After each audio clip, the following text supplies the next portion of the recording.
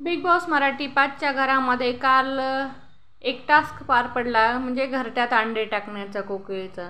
तर त्या टास्कमध्ये बरेच सदस्य बाद झालेले आहेत आणि आता फक्त कॅप्टन्सीच्या टास्कमध्ये 4 सदस्य शिल्लक राहिलेले आहेत. एक अरबाज, सूरज, वर्षाताई आणि डीपी दादा.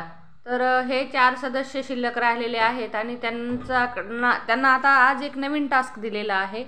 म्हणजे त्यांच्याकडं एका डब्यामध्ये पाणी भरलून ठेवलेलं आहे आणि प्रत्येकाकडं पाणी आहे. तर ते पाणी, त्यांच्याकडचं जे पाणी आहे ते जास्तीत जास्त प्राण्यांना पाजवायचं आहे. तर प्राणी म्हणजे तिथले सदस्यच आहेत बिग बॉसच्या घरातील. तर ज्यांचं पाणी जास्त संपेल आणि कमी शिल्लक राहील असा सदस्य कॅप्टन होणार आहे. तर प्रत्येकजण आपलं पाणी म्हणजे कसं गोड आहे आणि कसं चांगलं आहे हे समजून सांगण्याचा प्रयत्न करत आहेत. तर अरबाज म्हणतो की आमचं पाणी मिठ्ठा मिठ्ठा आहे, या गोड गोड आहे प्यायला, असं म्हणतो. तेव्हा निकी म्हणते कालपर्यंत तुझं पाणी कडू होतं, आज कसं काय गोड झालं, असं ती म्हणते.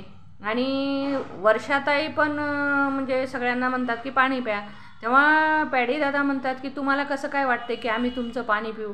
तर तेव्हा ती म्हणते हो, मला वाटते की तुम्ही आज पाणी प्यावं. पण पॅडी दादा म्हणतात तुम्ही जेव्हा काही म्हणजे खेळायचं असतं तेव्हा तुम्ही विरुद्ध टीममध्ये असता आणि त्यांच्याशी सल्लामसलत करत असता, आणि आज आम्ही तुमचं पाणी का प्यायचं, असं पॅडी दादा वर्षाताईला म्हणतात. तर आता पाहायचं आहे की आजच्या याच्यामध्ये कोण कॅप्टन होणार आहे.